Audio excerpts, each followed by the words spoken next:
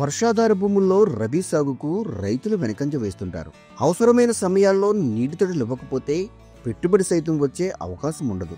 ఇలాంటి పరిస్థితుల్లో సైతం గులిరాగు నుంచి మెరుగైన దిగుబడి సాధిస్తున్నారు మన్యం జిల్లాకు చెందిన రైతు పకీరు. శ్రీవారి తరహాలో సాగు చేస్తున్న గులిరాగులో సాధారణ పద్ధతి కన్నా రెట్టింపు దిగుబడి పొందుతున్నారు.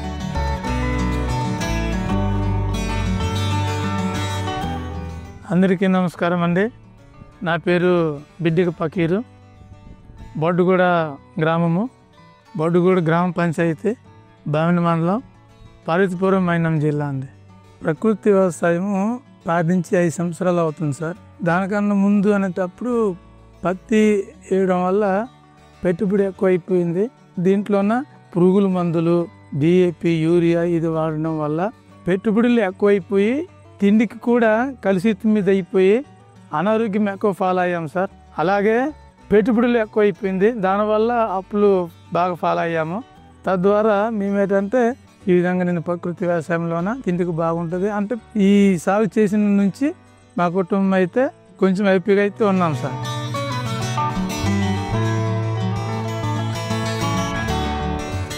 దీనిలో భాగంగా తనకున్న ఎకరాన్నర విస్తీర్ణంలో 2 ఏళ్లుగా గులిరాగి పండిస్తున్నారు.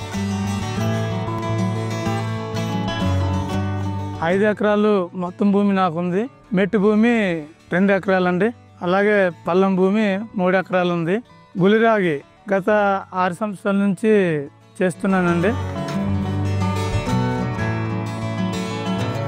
ఈ క్రమంలో సాగుకు సిద్ధమైన రైతు పకీరు ప్రధాన పంటగా రాగులు నాటుకొని అంతర పంటలుగా ఆకుకూరలతో పాటు అపరాలు వేసుకున్నారు.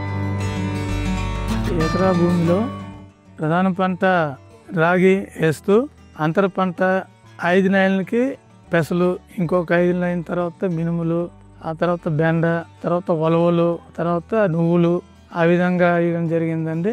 అలాగే బౌండరీ అనేటప్పుడు జొన్న, కంది, మొక్కజొన్న ఆ విధంగా వేసుకోవడం జరిగింది సార్. అంతేకాకుండా గట్ల మీద తీగ జాతులైనటువంటి గుమ్మడి, ఆనప, బీర, చిక్కుడు, చిరు పంటలు అంటే అడవి పంటలు కూడా తీగ జాతులు వేసుకున్నామని కొన్ని దుంపలు కూడా ఉన్నాయి. దీంతో పాటు 20 సెంట్లలో ఏటీఎం, తన ఇంటి అవసరాల కోసం 40 సెంట్లలో కొండెం వరిని సాగు చేస్తున్నారు.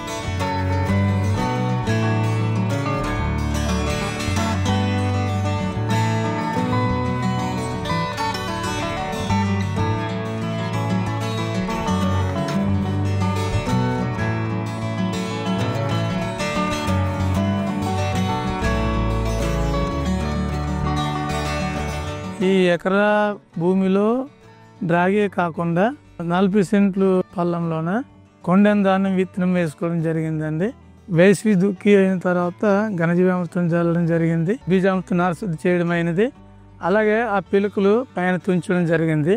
లైన్గా ఉడవడం జరిగింది. ఆ 15 రోజులకు ఒకసారి ద్రవ్యమృతం చల్లి ఇప్పుడు వెన్న దశలోనే వచ్చింది సార్. అది అంటే దాంట్లో ఎటువంటి ఎరువులు లేకుండా కుటుంబం అంతా సంవత్సరం సరిపోయినంత ఆదాయం తేవాలని చెప్పేసి ఆ పంటను వేసుకోవడం జరిగింది. నాట్ల సమయంలో ఘనజీవామృతం వేసుకొని కొనసాగింపుగా ఈ పంటలకు 20 రోజులకు ఒకసారి ద్రవజీవామృతం అందిస్తున్నారు.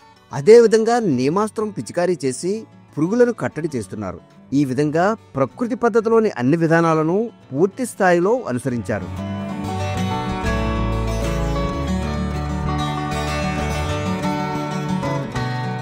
విత్తనం అంటే ఉడిసిన నుంచి సార్ 15 రోజుల తర్వాత ద్రవ్యజీవామృతం చల్లడం జరిగింది.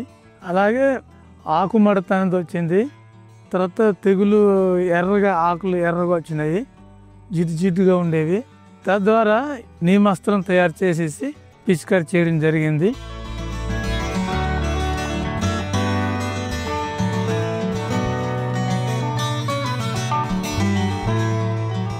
ఈ భూమిలో బోరు కానీ గెడ్డ కానీ చెరువు కానీ ఎటువంటి వసతి లేదు, వర్షాధారము కనుక 15 రోజులకి ఒకసారి ద్రవజీవామృతం అయితే ఇప్పటికి 3 సార్లు జల్లడం జరిగింది సార్. అయితే ఈ తెగులు ఎప్పుడైతే 2 సార్లు ఈ నీమాస్త్రం జల్లడం జరిగిందో ఇప్పుడు ఆకు తేటగా ఉంది, తర్వాత బలంగా కాడ ఇవన్నీ వచ్చింది, బాగానే మార్పు అనేది వచ్చింది సార్. దీంతో పాటు సైకిల్ వేడర్ సాయంతో కలుపు తొలగిస్తున్నారు.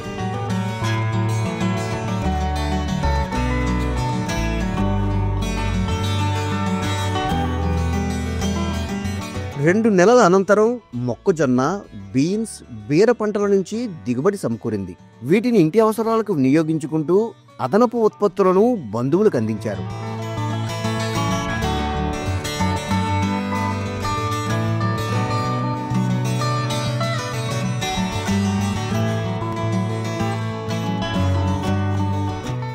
వీటికి అదనంగా 6 ఏళ్లుగా ప్రకృతి పద్ధతిలో సాగు చేయడం వల్ల భూమి గుల్లబారి సారవంతంగా మారింది. దీంతో పాటు వానపాములు మరింత ఎక్కువగా వృద్ధి చెందాయి. నేలలో తేమ శాతం పెరగడం వల్ల వర్షాభావంలోనూ పంట దిగుబడికి ఆస్కారం కలుగుతోంది.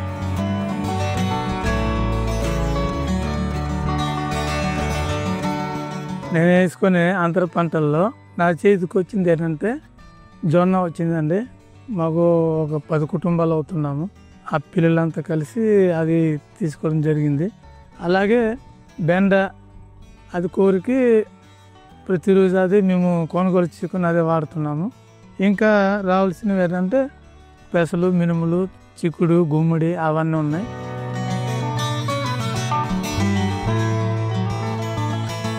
ఇలాంటి పరిస్థితుల్లో గతంలో ఎన్నడూ లేని విధంగా గులిరాగులో దిగుబడి పెరగడంతో రైతు పకీరు ఆనందం వ్యక్తం చేస్తున్నారు.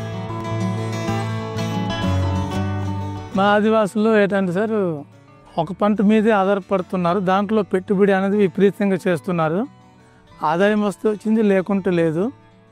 అందుకు తోడు మళ్ళీ వర్షాధారము కనుక సార్ ఇప్పుడు నేను కోరుకున్నది ఏంటంటే ఇవి చిరుధాన్యాలు పండిస్తూ అలాగే భూమికి భూసారం ఉంటుంది, తిండికి ఆరోగ్యంగా ఉంటుంది, ఆరోగ్యానికి హానికరం అనేది ఉండదు. కనుక నాతోటి రైతులందరూ కూడా అందరికీ మరీ చెప్తున్నాను, ఏక పంట కాకుండా మిశ్రమ పంట 10 రకాల పంటలు వేసుకుంటే ఒక పంట తర్వాత ఒకటి ఆదాయం వస్తుంది. రసాయనిక ఎరువులు వాడకుండా మనం ఈ విధంగా పండించుకుంటే కుటుంబానికి ఆరోగ్యానికి బాగుంటుంది.